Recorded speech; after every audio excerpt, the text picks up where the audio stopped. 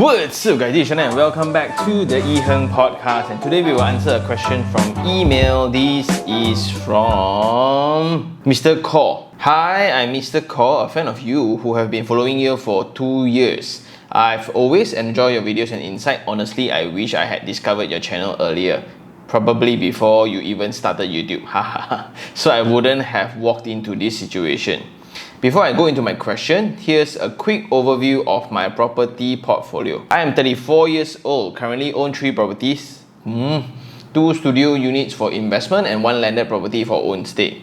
The 2 investment units were purchased in 2017. The project is Salon Suites by Exim, located at Bukit Salon. Each unit is 411 square feet, commercial title, leasehold. Net purchase price, which is about 578,000. So the money installment is about 3,500. Maintenance fee is about 300 ringgit per month. My thinking back then, at the time of purchase, I had a clear strategy to generate rental income via Airbnb, which was trending then. I did quite a bit of research, and my thought process was: number 1, tourism. KL was consistently listed among the top tourist destinations, so demand for short stays seems promising. Number 2, around 250 to 300 per night in that area, which pointed to good potential monthly income. Number 3, commercial title. Since DBKL was cracking down on Airbnb in residential condos, I saw this project commercial title as a big advantage. Fewer competition as no bans. Number 4, location. Opposite KL Eco Park, which is a forest reserve in the city, walking distance to hotspots like Changkat, Jalan Alo, Petaling Street, KL Tower, Masjid Jami, and etc. seemed ideal for tourists. Number 5, exit strategy. Prime location should attract local and foreign buyers if I ever wanted to sell. Number 6, rental audience. Aside from tourists, nearby offices would mean potential long-term tenants too. What happened after? Oh, you see, this one got storytelling one. Context back then, after. Everything looked promising until the project was completed in 2020, right during COVID. Tourism collapsed, Airbnb wasn't viable. Since the units were partially furnished, I just added some furniture and switched to long-term rental due to cash flow pressure from my affected business. First tenant, only 1,500 per month. In 2023, I kept 1 unit on long-term. Now it's about 2,300 per month, and handed the second unit to a property management company for Airbnb. Profit sharing is 20/80, which is the manager 20%, owner 80%. But results has been disappointing. In 2024, average monthly gross was 2,008, but after cost, net income was about 2,001 only. Not even 50% of what I originally expected. So they even give me the rental statement to really prove that it's legit where they show me what's the maintenance sinking fund like, STR fees, unit assessment tax. So the unit manager actually helped him pay everything which is very good, right? So net after sharing is 25,000 a year. So this is an annual statement, a year 25,000. My questions: is this considered a failed investment?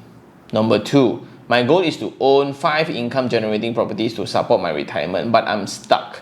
These 2 units are bleeding cash and I'm afraid to move on to the next one. Number 3, should I sell 1 unit to reduce the burden and try again with another property? But I see many auction listings in this project and asking prices are weak, so I'm not sure. Number 4, what if I die whole? You mentioned that the property bull run is coming, but the property doesn't seem to be moving. Bank valuations shows about 600 to 650,000, which is a barely 10% gain over 7 years. What do you think? Number 5, I'm quite desperate. We only live once and I really hope for a comfortable retirement. But right now, I feel stuck and uncertain. If you were in my shoes, what would you do? Thank you so much for taking the time to read this. I really appreciate any thought and advice you can offer. Warm regards, Mr. Kaur. Wow, so thank you very much for sending in. This is going to be like somewhat that episode 2 of the earlier episode that we talked about Airbnb products, right? So let's just try to clarify the context again. Mr. Kaur here got 3 properties already at 34. Solid, right? 2 units bought in the same project called Salon Suites. 411 square feet per unit, commercial title, leasehold. So monthly installment, it's about 3,500, bought at about 580,000. Okay, that's a second email that for typo and mistake lah. So it says here from Mr. Kaur that is 3,500 for each unit. So every month is 7,000 for that 2 units. So for that 2 units, the long-term one you get about 2,003, but the short-term one you get about 2,008, but you need to split with the management company, so you only get 2,001. So in comparison to that, question number 1 is this considered a failed investment? Wow, this is a bit heavy. To me, I don't think so, because of a few things. Number 1, you got the property at its worst time. So here I think we can learn this thing called the property cycle. Okay, why a lot of people lately keeps complaining about how they cannot make money, right? They bought property somewhere and they lose a lot of money lah. Sean where got such thing as capital appreciation? Well, if you buy the property at the overpriced situation, then you will lose money lah. During 2018, 2019, technically, if you look into the cycle of property, there's this cycle I think a lot of property people actually use. Every 10 to 12 years time, property cycle in Malaysia goes like that. And we were supposed to be going into a peak situation where after this, right, we will have a bull run until COVID happened lah. That one everyone knows what happened ma. So whoever who bought during 2019, right before COVID, right, now I would say all of them lose money. So is it a failed investment? I got 2 perspectives lah. One, it's not really a failed because you didn't know COVID was coming. Nobody knew COVID was coming, right? So your entire analysis is based on how Airbnb is going to make you money. It was the new thing to an extent that now it's still a thing. If you were to sell your properties today at about 600,000, let's take a lower number, right? You bought at 580, you can still somewhat break even, lose some money. It's not the end of the world. What is the worst case scenario is for some of my friends where the property did not complete, right? Developer zao lou, main con zao lou, you still need to pay installment for the next 28 to 30 years. It will haunt you in terms of your secrets because it just takes up a slot for a property that did not exist. Therefore, some completed ones, but in a terrible manner because the developers couldn't really complete the job. They just rush it out CCC, right? At least they can still survive for another day. And because so many people bought at an inflated price, correction happened, a lot of people cannot pay up their installment because they were hoping for the high rent or the great fascinating Airbnb returns to sustain their project. Tak jadi, so they cannot sustain, then it will be an auction fiesta. And when the project becomes an auction fiesta, the market will just tumble and tumble and tumble until a correction stage. So here you will have a lot of investors who overgeared themselves will go bankrupt. And because you are not one of them, the fact that you can still manage to hold during the worst era of tourism in the world, 0 people actually travel, right? It means that from a financial planning, from a gearing point of view, from the risk-reward ratio perspective, it's a well-planned investment. The only mistakes I want to point out is a few lah, right? Number 1 is you chose a single rental option property. For me personally, what do I consider a good project to invest in? It's when this particular project has multiple rental options. For it to have a rental that can break even with the installment. That's what I call a good project, which means you can rent out long term, you can rent out medium term, you can split into units and rent out room by room. If all those cannot happen, then I can rent out Airbnb. If really worst comes to the worst, right, I don't mind living in myself and pay the installment. So that's why I consider a good project to invest in. In other words, for projects where they straight away shout out about Airbnb as the main returns for them to get your attention, right? What does it mean then? Long-term can never cover your installment. The decision-making process then should be long-term can cover the installment already. Airbnb returns would be a bonus, an alternative upgrade option if I want to go more aggressive. Get it? Second thing, the risk that you also kind of mentioned for Airbnb products lah. There are many stages where Airbnb operations can be ceased. For example, Singapore, Airbnbs are illegal. Why? They want to protect their hotel industry. They want to be in full control of the entire tourism. Do you think this will happen in Malaysia? What if it does? I don't think so lah, personally. Xiao mei, right? But look at what happened to Penang. From a state level, they banned Airbnbs within residential title projects. So for those who have bought the residential title project, it disrupts the peace and quiet, the privacy of the residents who paid big bucks for the project. Now you will have strangers every now and then. Okay? Ban all residential, so it can only be operated within commercial title projects. Does it solve the problem? Somewhat lah. Then from an individual project point of view, the JMB or the MC can just have an AGM sitting and everybody, do we want to ban Airbnbs within this project? If majorities vote for no, then no, too bad lah. You as an operator, too bad lah. That's why there's always a dispute and there will always be a quarrel when a project that have a group of investors that's focusing on Airbnb returns, while the others are actually very genuine about using that property as a own stay product to build their family. Sure fight one, because one is for money, but in other words, it's also using people's home to make money. Every day you go to the swimming pool, you will have strangers lah, people taking picture all the time lah. Then the wear and tear will be very high. Then you didn't use as a resident, you need to pay the equal amount of your share you need for the maintenance. Yeah, like you get a picture, right? So because of that, AGM will be held every single year and every single year they will vote it out. So the right way to do it actually, which is practiced by this developer also, they have their own management arm being very transparent with the rates. And to think back, right, the theory is correct. 2008 for your short-term stay returns. But if you rent out long-term, there's only 2003. So technically, the short-term stay is actually higher. But a lot of new investors here, then this is a very good lesson. You will need to split this with the operator unless you operate yourself lah. But when you operate it yourself, then suddenly it becomes a separate job altogether. You will need to have your own salary lah. You will have costs to consider lah. Then technically, that's not a property investment already. That's a new job or a business already. So with 2008, you split 2080, so he gets back about 2001 when the installment is 3005. Because of that format, at that particular time, if you were to buy something else, you will also somewhat be in the same situation. So again, it's not too bad, not the worst case scenario, but it's the thought process of selecting this project to invest. But I would argue also, because of this layout, right, in this location, it also can be rented out as long term, so it's not too bad. So you didn't make the most extreme end of the mistake spectrum, which is demonstrated here lah. So if Airbnb tak jadi, can I split room or not? 411 square feet, split what room lah, right?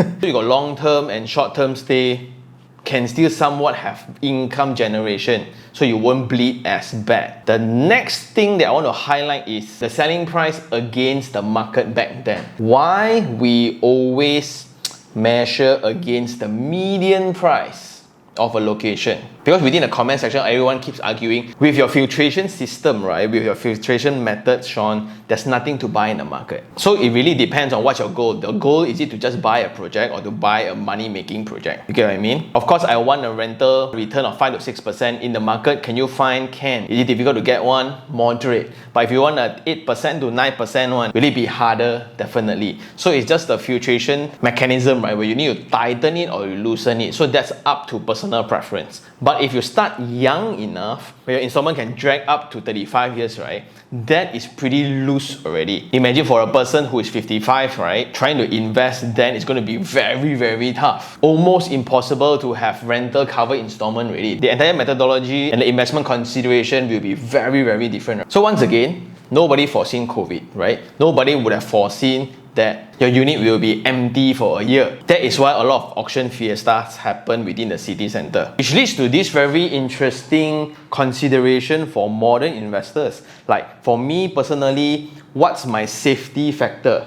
If my property is empty for 6 months time, it doesn't affect my lifestyle or expenses at all, then I can go ahead with the purchase. My worst case scenario is for a fully furnished unit to be empty for 6 months time. So for every project that I have, I will have a safety buffer of cash sitting around just in case those things happen. But a lot of new investors, you have the high tendency of buying projects to make money, right? Which often leads to this kind of high yield projects like, wow, your Airbnb 1 month is about 12 to 18,000 and your monthly installment is only 2,000, and yes, correct. But what if you got more units there? This will just lead them to a euphoric mindset where You cannot always stay so pessimistic one, Sean. You gotta really go aggressive to an extent where once the unit is empty for 2 months time, gone already. Need to auction, need to sell this, need to sell that, exit this, exit that. Ultimately, let's not forget, property is a long-term investment. The shortest is also 6 years, 8 years, right? Shortest. And whoever who tells you that property investment don't need money, right? Renovation he pays it. Therefore, is this a mistake? Is this a failed investment? Not the worst. But the fact that you are still around, you still have ability to even talk about reshuffling and move forward, that's what matters more. Because technically, not to boast, not to top your story, my version of the investment failure is worse than yours lah. Question number 2, my goal is to own 5 income generating properties to support my retirement. These 2 units are bleeding cash, but I'm afraid to move on to the next one. Solid. Settle this one first. So when you say that your bank valuation is 600 to 650, right? My suggestion is to settle all this first. The only project that I sold personally is the one problematic. But when you calculate back the P&L, right? Actually, I made money lah, but just that cash flow was a big burden for me. Which is also his question number 3 lah. Should I sell one unit to reduce the burden and try again with another property? But I see many auction listings in this project and many asking prices are weak, so I'm not sure. For me, you need to know a few data points. Like now you know that bank valuation is about 600 to 650, but what's the actual asking price? Okay? And when you have auction units, right, what's the actual price that people are actually buying? Yes, people can shout out whatever asking price, market valuation can be whatever, right? We have mentioned this before within the channel. The important thing here that's lacking is what's the amount that you owe the bank still. I assume when you buy 580, so it's going to be the full amount. So let's say after 5 years, you owe the bank maybe 550 still. Are you okay to exit at 580 where you lose some money on legislation, lawyer fee and things like that? That's about it. And it also depends on how fast you want to exit out. When the market generally is 580, you want to sell out fast, you go 560, 550, throw price, too bad, right? But it depends on what's your agenda, right? But back to question number 2 also, your goal is to own 5 income generating, right? By when and how much in value? So speaking from experience myself, like I always tell people, my goal is to have 25 properties, right? And based on that logic, if I were to buy 1 project a year, I'm already behind time. And to even consider if I want to exceed 1 a year, so when I buy 25 and I sell 1 after that, right, I will need 50 years in total. Wow, too late already leh. And that leads to this sense of urgency to build. To an extent, it blurs the justification process for which project to buy. When you think about it, right, why 25? Don't know. It's just a very nice number lor. Then like here, I would ask, right, why 5? What's the rush? The goal of property investment is not the number of units you have. It's the freedom to live the life you want from the returns you get from the property investments. Right? So a better way to think about it is on an amount. For example, I want positive cash flow 5,000, where after rent minus installment, right, left 5,000. The 5,000 is enough for me to live very lavishly, not really lavishly also lah, but not too bad in the location that I want. For example, if I live in Ipoh, solid 5,000 I think is pretty okay leh. But maybe if you want to consider inflation, not good enough, Sean. I want 8,000, I want 10,000, whatever lah, right? Entirely up to you. And when I run that on my own simulation, the first goal is to live for free, which means the current portfolio that I have, after the rent minus installment, the amount is higher than the lodging fee that I'm paying, either in rent or installment. And that's the first goal that I would encourage everybody to have already. So now, I actually live for free one. In other words, my tenants actually pay for my lodging, which is solid. Second, then when you have that already, what's the lifestyle that you want?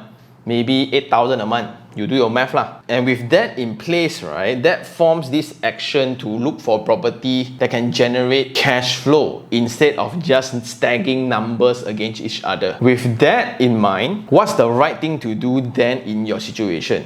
It's not about a number. It's not about numbers of properties where you can hang around your neck and show people, I got 5 property. Nobody care one actually. In my opinion, sell. Because if you want to be really strict about it, you are actually losing in opportunity cost.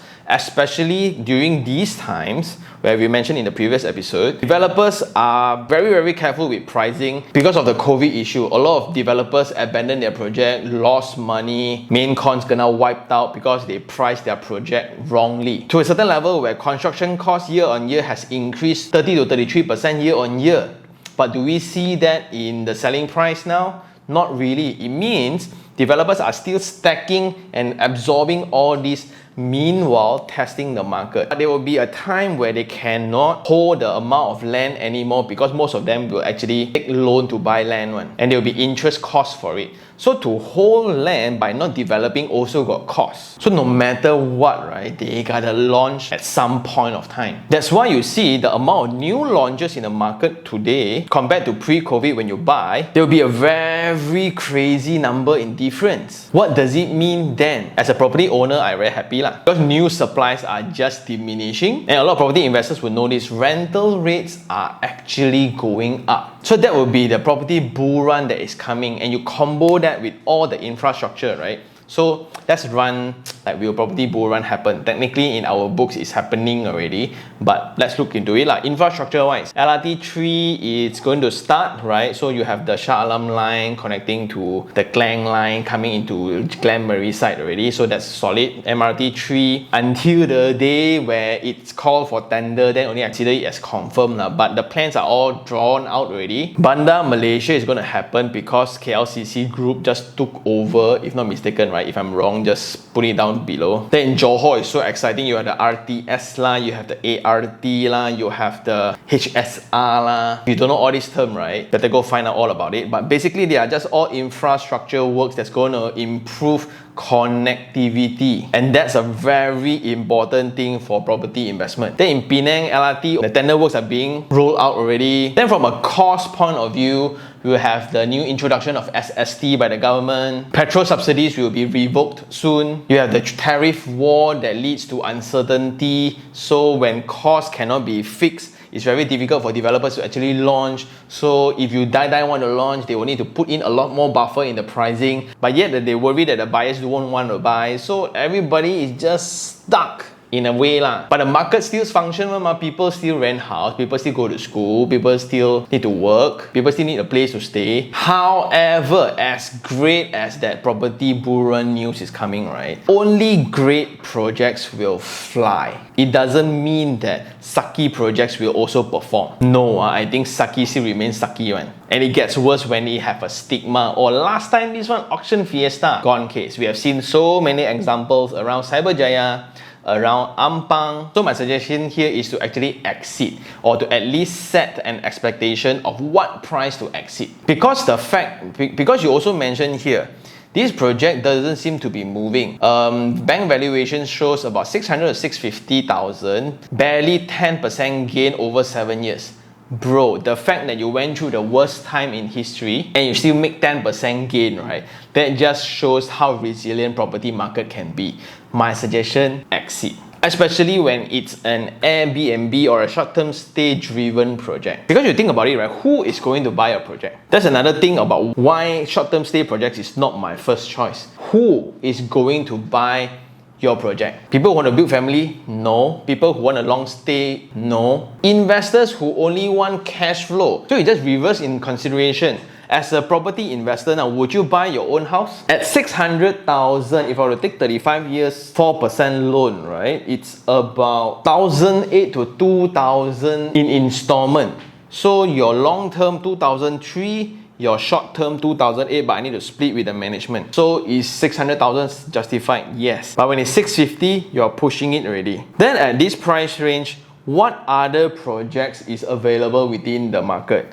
There's like another 12,000 units coming in that location. Plus, this is not the best Airbnb location in my opinion too. We have done the research on the DNA from Airbnb, right? Weirdly, KLCC units perform the best, even higher than Bukit Bintang's units, where people actually have a tendency to go and chill at Bukit Bintang, but whenever they come back home, they will all want to go back to KLCC. So that's a very weird phenomenon that we found. Your area, I don't think is a prime choice. That's why your return is not tremendously, because within the community itself, we have investors who are generating 10, 12, 15,000 in short-term stay returns. So yours, you get 2008, right? Like how many days only ran out? 10 days per month? And the highlight is your last statement here. I'm quite desperate. We only live once and I really hope for a comfortable retirement. Right now, I feel stuck and uncertain. Why are you feeling that when you are only 34, bro? You are 34 years old with a landed property and you are going through this new lesson in life. How are you stuck? So, okay, you just listen to this dilemma. Okay, now you are bleeding about 3,000 to 3,500 per month. The right thing to do is to actually exit this. But you worry that because you only earn about 10% over 7 years, which is about 50 to 60,000, not good enough. So that's why you rather pour in 3,000 every single month so you can pump up the number higher because you have this 5 investment property goal. Who are you trying to impress? And that's the biggest thing that I've learned personally. Like for guys especially, right? The main culprit is always ego. So if I were in your shoes, the first thing is I will try to exit these two as soon as possible. Why? In accordance to the market research, there's going to be about 10 to 12,000 new units that is within the same price range, same size of yours. And guess what? All tenants will always want to go to the new units instead of yours, which is about 7 years already. At the same price, which one would you pick? The new condo or the old one? Of course, everybody will pick new, ma. So guess what? When all these units are going to be completed for the next 3 to 5 years time, do you think your price is going to go up or go down? That's number one. Number two, you'd rather bleed 3,000 every single month and expect to earn more magically by selling price going up, is it? So, a direct indication of whether your property price will go up or not is the rental rates. If one day suddenly, don't know what happened, right? Rental rates go up like 3,200, 3,500, 3,800, 5,000, then maybe got chance in terms of capital appreciation you will make it. Because investors, you also know how investors think. I will think about what's my monthly installment against the rental rates. Why do you think it's 600 to 650 only? Because it's determined by your rental rates, not rocket science. And I would suggest to sell this and start working for the next deal before you're 40. An easy way to think about it, 5 years later, right? Just assume 5 years later, what's going to happen? Do you think rental rates going up or going down? I think it's going down for your project. With all the brand new units that's coming up, it's pretty scary actually. With a lower rental rates, do you think the selling price is going to go up or go down? You stay the same, also bonus already. And why? For the arbitrary number that you pluck from the sky of 5 units, 4 cannot meh? 12 cannot meh? Why must be 5? So my advice is don't tie your entire net worth, don't tie your identity, right, to the number of units you own. If I own the whole block of low-cost units, I got like maybe 280 units. Does that make me a more successful man? Or I can just settle with 10 units where each unit is about 1 million. You get what I mean? And that would be my suggestion. Try to maximize the rental so that your capital appreciation can be justified, where your new price can still be attractive enough for a lot of investors. If you ask a lot of investors right now, where if you buy something now where the rental can still cover your installment long-term wise, there's still a market one. But this window is actually shrinking because of the project type that you are in, the market you are in, and the location that you are in. It's a very investor market driven, because nobody who wants to build a family will buy a 411 square feet unit. And because of that, you won't have that effect of somebody want to buy that project because they really love it. Tak ada. And I guess that's all for today. Thank you very much for asking. I really appreciate it, especially when you share all the numbers, right? And for new investors to embark into this journey, this is a great lesson. No matter how much we plan, right, we still gotta go against the baseline on what's the worst case scenario. Your worst case scenario didn't happen before, which is COVID. That's why your entire calculation kind of off. But because of that also, that's the best time and opportunity for us to buy. Like for me, I bought during lockdown all the way. So hopefully this episode is helpful, and I guess that's all. And once again, thank you for writing in. And for those who still have any questions regarding real estate, do just email me at taniherng@gmail.com, or you can just DM me on Instagram, iherng, and I'll see you guys on the next one. Ciao.